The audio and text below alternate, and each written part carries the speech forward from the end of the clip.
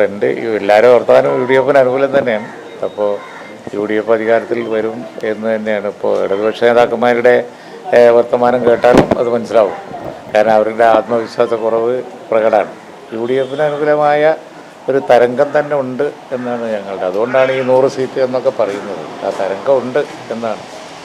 ഉപമുഖ്യമന്ത്രി സ്ഥാനത്തെ ചൊല്ലി എല്ലാവരും കൂടി പറഞ്ഞത് നടത്തുന്ന ആവശ്യമില്ല എന്നുള്ളത് ഞാനല്ല തങ്ങൾ പറഞ്ഞ സാഹചര്യം നോക്കി അത് പരിഗണിക്കും ആവശ്യം അല്ല. അതെ ഇതിപ്പോൾ നമ്മളിപ്പോൾ ഒന്നും ചർച്ച ചെയ്യേണ്ട. തങ്ങളെ സംബന്ധിച്ചൊരു കാര്യം പറഞ്ഞിട്ടുണ്ട്. തങ്ങൾ പറഞ്ഞത് അവിടെ നിൽക്കുന്നുണ്ട്. ഞങ്ങളതൊന്നും ആവശ്യപ്പെട്ടിട്ടില്ല. മറ്റ് അങ്ങനെയുള്ള ചർച്ചകളൊന്നും കൊണ്ടുവരാൻ ഞങ്ങൾ ആഗ്രഹിച്ചിട്ടില്ല. അതുകൊണ്ടാണ് തങ്ങളെ പറഞ്ഞത്. അതൊക്കെ എത്ര പ്രാവശ്യം പറഞ്ഞു. പിന്നെന്തിനും ഇപ്പോൾ ആദ്യം ഭൂരിപക്ഷം കിട്ടട്ടെ. ഈ രാജ്യത്തിൻ്റെ പ്രശ്നം പലതുകൊണ്ടല്ലോ. അതല്ലേ നമുക്ക് പോകാം. കുറച്ച് നിൽക്കുന്നുണ്ട്. മുസ്ലിം ലീഗിനും അതേ അഭിപ്രായം തന്നെയാണ്. അല്ല അതന്നെ ഞങ്ങളെല്ലാവരും അങ്ങോട്ടും ഇങ്ങോട്ടും ആശയവിനിമയം നടത്തിയിട്ട് തന്നെയല്ലേ പറയുന്നത്. 100 സീറ്റ് കിട്ടാനുള്ള സാധ്യത ഒക്കെ ഉണ്ട്. കാരണം എന്താ വെച്ചാൽ നല്ല ഒരു 20-18 സീറ്റ് UDF ജയിച്ചില്ലേ. അതേ ട്രെൻഡാണെങ്കിൽ ഉണ്ടാവുമല്ലോ. നിങ്ങൾ കണക്കൂട്ടി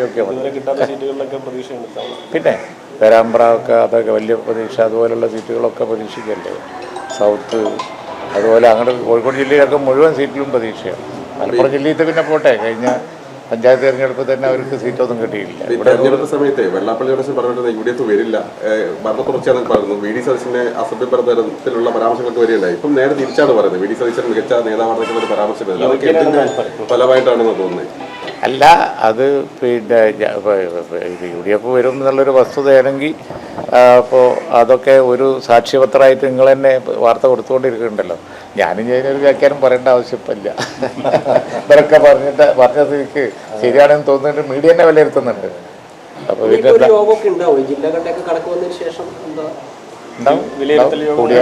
കൂടിയാലോചനകളുണ്ടാവും. UDFന്റെ കൂടിയാലോചനയുണ്ടാവും. എന്തായാലും ഒരു കാര്യം തീർച്ചയായും ഞങ്ങളുടെ ആത്മവിശ്വാസം വളരെ പ്രകടമാണല്ലോ. സതീശൻ പറഞ്ഞ കണക്കിലേക്ക് തന്നെ എത്തും. അത് തന്നെയാണ് ഞങ്ങളുടെ ഒക്കെ തോന്നൽ. Bridal craft, the wedding mall, Pan Bazaar, Tirur.